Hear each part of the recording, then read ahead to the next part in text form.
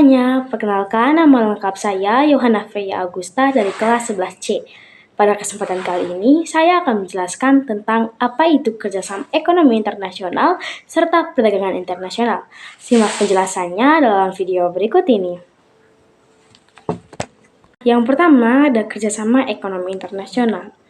Teman-teman, kerjasama ekonomi internasional ini adalah hubungan antara negara di bidang ekonomi berdasarkan kepentingan tertentu untuk meningkatkan kesejahteraan, pertumbuhan ekonomi, dan juga struktur kegiatan ekonomi nasional. Hubungan ini dilakukan untuk memenuhi kebutuhan rakyat dalam negeri dan juga kepentingan masing-masing negara. Tujuan utama dari kerjasama ini, yang pertama untuk memenuhi kebutuhan dalam negeri akan barang dan jasa, kemudian memperluas pasar hasil produksi dan memajukan perdagangan dunia. Yang ketiga, menambah devisa negara dan juga memperluas lapangan kerja. Yang keempat, mengurangi ketimpangan yang terjadi antara negara maju dan juga negara berkembang.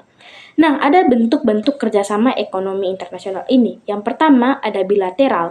Bilateral ini kerjasama yang melibatkan dua negara, contohnya Indonesia dan Jepang.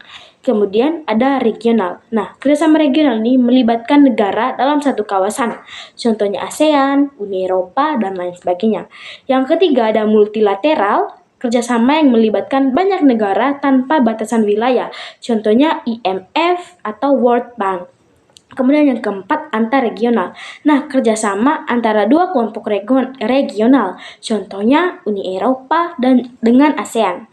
Nah, manfaat kerjasama ekonomi internasional, yang pertama itu meningkatkan pertumbuhan ekonomi, yang kedua itu memperluas lapangan kerja, yang ketiga itu mempercepat pembangunan, yang keempat meningkatkan kesejahteraan masyarakat, yang kelima menjembatani kesenjangan ekonomi yang terjadi. Nah, kemudian yang kedua saya akan menjelaskan tentang perdagangan internasional. Nah, perdagangan internasional adalah transaksi jual beli barang dan jasa antara negara atas dasar kesepakatan bersama. Nah, aktivitas utamanya itu meliputi ekspor atau mengirim barang ke luar negeri dan juga impor atau mendatangkan barang dari luar negeri ke dalam negeri. Nah, yang kedua itu ada faktor pendorong. Faktor pendorong dari perdagangan internasional ini, yang pertama itu perbedaan sumber daya alam dan juga iklim, kemudian keinginan untuk meningkatkan pendapatan negara atau devisa, kemudian yang ketiga itu memperluas target pasar bagi produsen dalam negeri, kemudian yang keempat itu perbedaan selera masyarakat. Nah, ada 3 teori dalam perdagangan ini. Yang pertama ada teori kaum merkantilis.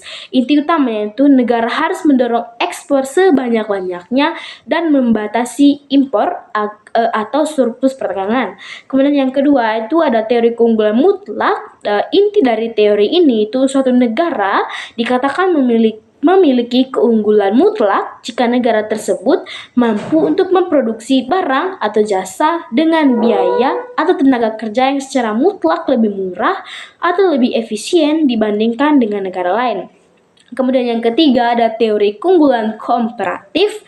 Nah, inti dari teori ini itu keunggulan komparatif itu terjadi jika suatu negara mampu memproduksi barang dengan biaya peluang yang lebih rendah daripada negara lain. Nah, yang keempat ada kebijakan dalam perdagangan internasional. Nah, pemerintah itu sering menerapkan kebijakan untuk melindungi industri dalam negeri.